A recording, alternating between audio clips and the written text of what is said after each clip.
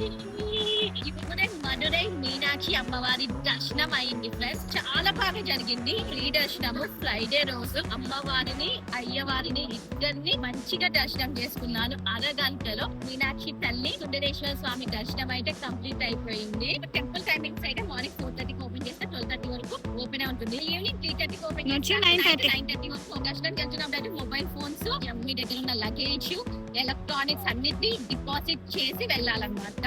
మదురైలో గోపురాల construction ఇంకా జరుగుతూనే ఉంది. నేను లాస్ట్ ఇయర్ డిసెంబర్ లో వెళ్ళాను, మళ్ళీ ఇప్పుడు ఏప్రిల్ లో వచ్చాను దర్శనానికి. అప్పటి నుంచి ఇప్పటి వరకు గోపురాల కన్స్ట్రక్షన్ వర్క్ జరుగుతూనే ఉంది. No change. అసలు మీనాక్షి తల్లి మదురైకి ఎలా వచ్చారో తెలుసా? మదురైని పరిపాలించే రాజుకి అసలు సంతానమే లేదు. తన తర్వాత ఎవరు తన అధికారం తీసుకుంటారు అనే దిగులుతో ఆయన పుట్ట కామిష్టి యాగం అయితే చేశారు. యాగంలో నుంచి ఒక ఆడపిల్ల బయటకు వచ్చింది. ఆమెకి 3 బ్రెస్ట్లు ఉన్నాయన్నమాట. అది చూసిన ఆయన కంగారు పడ్డారు. కానీ పండితులు అన్నారు, తగిన వరుడు కలిసిన వెంటనే ఆ 3వ బ్రెస్ట్ కరిగిపోతుంది అని చెప్పారు. యుద్ధ విద్యలన్నీ నేర్పిస్తారు. మీనాక్షి అని పేరు పెడతారు. మీనాక్షి తల్లి మంచిగా పరిపాలిస్తుంది. యుద్ధం వస్తే యుద్ధానికి వెళ్తుంది. చాలా రాజ్యాలని గెలుస్తుంది. అలాంటిది ఒకసారి శివుడిని కలుస్తుంది మీనాక్షి తల్లి. కలిసిన వెంటనే ఆమె 3వ బ్రెస్ట్ కరిగిపోతుంది. శివుడు అంటారు, నాతో పాటు కైలాసానికి రా అంటే, లేదు నేను కైలాసానికి రాను అనేసి తిరిగి ఆమె మదురైకి వస్తుంది. శివుడు కూడా సుందరేశ్వర స్వామి లాగా ఆమె వెంటనే మదురైకి వస్తారు. అందుకే మదురైలో ఫస్ట్ అమ్మవారిని దర్శనం చేసుకున్నాకనే